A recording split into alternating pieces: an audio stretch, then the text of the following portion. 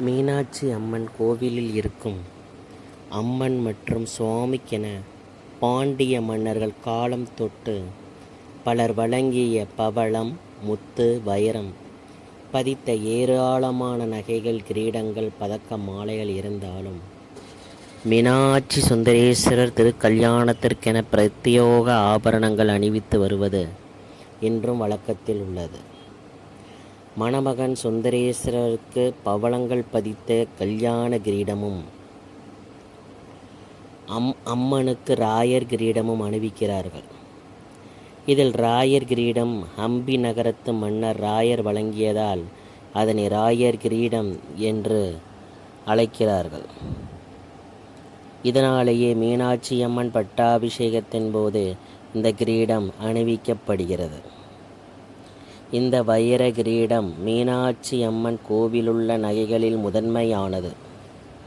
இதன் உயரம் 14.5 அங்குலம், அடிபாகத்தின் சுற்றளவு 20 அங்குலம். சிற்ப நூல்களில் கூறப்பட்டுள்ள அளவு அமைப்பு முறைகளுக்கு ஏற்ப இந்த கிரீடம் செய்யப்பட்டுள்ளது.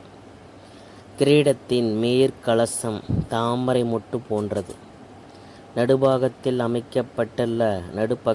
அமைக்கப்பட்டுள்ள தாமரையின் 2 பக்கங்களிலும் அன்னப்பறவைகள் விளையாடுவது போல சித்தரிக்கப்பட்டுள்ளது. நெற்றி மாணிக்க திலகத்தை சுற்றிலும் 3 வைர வளையங்கள் அழகு செய்கின்றன. அதன் பக்கங்களில் 2 மகர மீன்கள் காட்சியளிக்கின்றன. கிரீடத்தின் நடுவே பெரிய மரகதம் ஒன்று எழிலுடன் மின்னுகிறது. கிரீடத்தின் முன்புறம் வைர கற்களாலும் பின்புறம் சிவப்பு காலாலும் அமைக்கப்பட்டுள்ளன. உள்ளங்கை அளவுக்கு வட்டமான நீலக்கல் பதக்கம் நாயக்கர் காலத்தில் வழங்கியது. பார்ப்போரே மயங்க வைக்கும். இதன் மதிப்பு எவ்வளவு என ஆய்வு செய்வதற்காக வெளிநாட்டுக்கு அனுப்பிய போது மதிப்பிட முடியாத பதக்கம் என்று ஆச்சரியமான தகவலுடன் பதக்கம் திரும்பி வந்தது. இங்குள்ள மோலாய கிரீடம், மாம்பழ கொண்டை கிரீடம், முத்து உச்சி கொண்ட கிரீடம், கல்யாண கிரீடம் பார்ப்போரை வியப்பில் ஆழ்த்தும். இது தவிர பச்சைக்கல் தங்க பதக்கம், நலப்பதக்கம் என சித்திரை 10 நாள் திருவிழாக்களில் ஒவ்வொரு நாளும் அம்மனும் சுவாமியும் விதவிதமான ஆபரணங்களால் அலங்கரிக்கப்படுகின்றனர். எந்த திருவிழாவிற்கு எந்த ஆபரணம், எந்த திருவிழாவிற்கு எந்த கிரீடம் என கோவில் பட்டர்கள் ஆலோசித்து சூட்டுகிறார்கள். மேலும் திருக்கல்யாணம் அன்று மட்டும் அம்மனுக்கு பிட்டத்தகடு அணிவிக்கப்படுகிறது. அதாவது அம்மனின் பின்பகுதியில் பொருத்தப்படும் கவசங்கள். இது மட்டுமல்லாமல் பொட்டுக்காரை தாலி, கல் இழைத்த தாலி, 2 நாட்களுக்கு ஒரு முறை சித்தர் பதக்கம், அம்மனுக்கு தங்க சடை அலங்காரம் என தங்கத்திலான ஆபரணங்களாலேயே சிங்காரிக்கப்படுகிறது.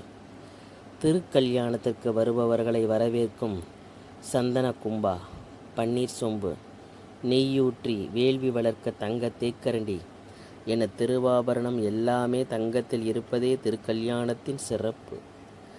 மீனாட்சி அம்மன் கோவிலுக்கு காணிக்கையாக செய்தளிக்கப்பட்ட நகைகள் விலை மதிப்புள்ளவை. நம் நாட்டு ஆபரணக்கலை வரலாற்றை அறிய உதவுபவை. முத்து விதானம், நீலமேக பதக்கம், முத்து நவரத்தின கிரீடங்கள், ரோமன் நாணயங்களை கொண்டு செய்த காசு மாலைகள், பவளக்கொடி என பாண்டிய மன்னர்கள் காலம் தொட்டு பாதுகாக்கப்பட்டு வருபவை.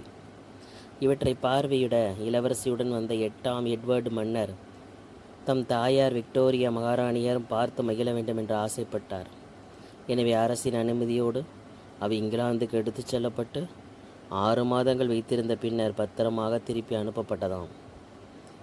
இவ்வாறு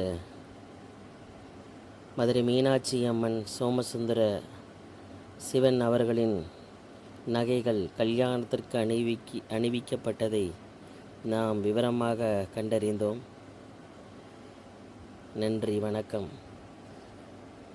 இந்த மதுரை மீனாட்சி அம்மன் திருக்கல்யாணத்தின் தனி சிறப்பு உங்களுக்கு பிடித்திருந்தால் லைக் பண்ணுங்கள், ஷேர் பண்ணுங்கள், மறக்காமல் சப்ஸ்கிரைப் பண்ணுங்கள்.